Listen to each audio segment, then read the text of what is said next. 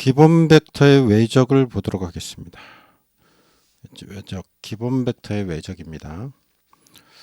A 크로스 B였죠. 외적은 어떻게 했냐면 A의 절대값, B의 절대값에 사인 세타였고요. 여기에 기본 벡터, 단위 벡터 n, 이건 이제 방향을 나타내는 거죠.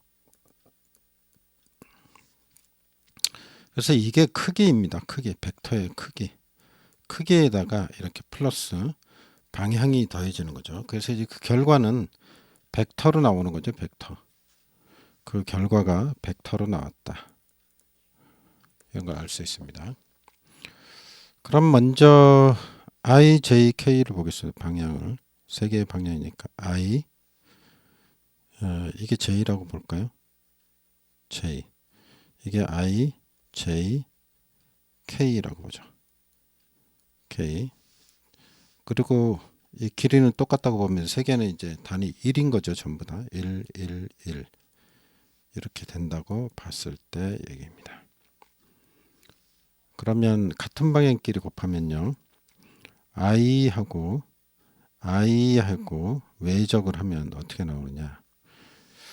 I하고 I 외적을 하면은 이제 같은 방향이죠. 한번 해보겠습니다. 그러면은 여기서 I의 값이 1이라 그랬죠. 1. 전부 다 1이죠. 그러면 여기가 1이고 절대값 1에다가 그다음에 사인 세타죠. 사인 세타인데 같은 방향이니까 둘 다 이 방향이니까 각도가 어떻게 돼요? 0도가 되죠. 0도. 그럼 이게 0도가 되죠. 사인 0도는 얼마입니까? 제로죠. 제로예요. 사인 0도는 제로가 됩니다. 그래서 여기 뭐 단위 벡터 곱해지겠지만 이게 의미가 없어지죠. 어떻게 돼요? 제로가 돼요. 이게 전부 다 제로가. 그래서 외적은 같은 성분끼리 이렇게 같은 성분끼리 했을 때는 의미가 없다. 그 값이 나오지를 않는다. 이런 겁니다. 허당이다. 그러니까 이건 소용이 없다. 그럼 이제 다른 방향을 해보죠. I하고 크로스 J를 해보겠습니다. 그럼 여기서 어떻게 나오냐면 I, J면은 크기가 1이죠. 역시 1, 1 이렇게 되죠. 그리고 사인 세타인데 사인 세타. 사인 값이 얼마가 됩니까? 방향이 다르죠. I하고 J. 여기 I하고 J. 그럼 90도죠. 여기는 세타 각이 90도잖아요. 90도. 90도니까 얼마 나와요? 사인 90도는 1이 나오죠. 그래서 그 크기가 얼마가 나오냐면 1이 나옵니다. 이 크기가 1이 나온다고요.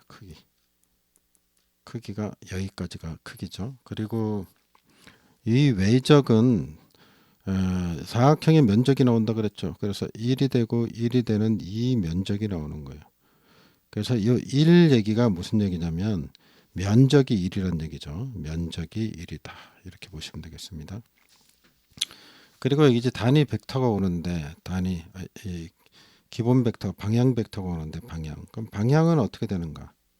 방향은 오름나사의 법칙을 한다 그랬죠. 오름나사로 하면은 이걸 바꿔야 되겠네. 여기를 이제부터 여기가 안 맞네. 그죠? 여기를 J로 해야 되겠네. 제가 지금 설명을 하면서 여기 K로 해야 되고 II까지 있는데 그럼 I, J면 K면 이 방향이죠. 오른나사. 이쪽에서 이쪽으로 나사가 진행한다 그랬죠. 이 감아진다 그랬죠. I에서 J면 이쪽으로 오른손을 감아야죠. 그러니까 쉽게 얘기하면 오른손을 가지고 이렇게 네 손가락에 둘, 셋, 넷 하고 엄지는 이쪽으로 뻗게 되죠. 그죠? 엄지의 방향이 바로 방향이 되니까 그럼 뭐가 돼요? 방향은 K가 된다. 뭐가 된다고요? K가 된다. K 방향이 된다. 그래서 크기와 그죠? 방향이 나오는 거죠. 어디서? 외적에서는 크기와 방향이 나온다. 마찬가지로 JK 하면은 여기서 그림에서 한번 더 볼게요. J에서 K면 여기서 이쪽으로 감아져야 될 거 아니에요. 이쪽으로. 그죠? 그럼 어느 방향으로 나와요? 이쪽으로 나오죠. 오른손이. 엄지손가락이. 그래서 이게 JK는 I가 나온다. 그러면은 KI는 J가 나오겠죠. 다 그렇다. 이게 똑같다. 이런 얘기예요. 이런 사실을 알 수가 있습니다. 이게 만약에 거꾸로 한다. 거꾸로 한번 해볼까요? IJ가 아니고 JI 해보죠. J 크로스 I 해보겠습니다. JI. 그럼 방향이 JI니까 여기서 이쪽이죠. 이쪽으로 엄지를 네 손가락을 거머줘야죠. 오른손 네 손가락을 이쪽으로 거머줘야죠. 이쪽으로. 그죠? 그럼 방향이 어떻게 나와요? 이 뒤쪽으로 나오죠. 이렇게 K가. 그래서 마이너스 K가 나오죠. 그래서 마이너스 K가 되죠. 그래서 이 그림을 잘 생각해 보면 이게 알 수가 있어요. 그래서 단위 벡터의 크기와 방향이다. 이런 얘기예요. 그리고 아까 얘기한 것처럼 요거는 이제 면적이 나온다 그랬죠. 면적. 평행사변형의 면적이다. 평행사변형 혹은 사각형의 면적이다. 이렇게 보면 되겠죠. 평행사변형 그러면 다 포함하니까 평행사변형의 면적이다.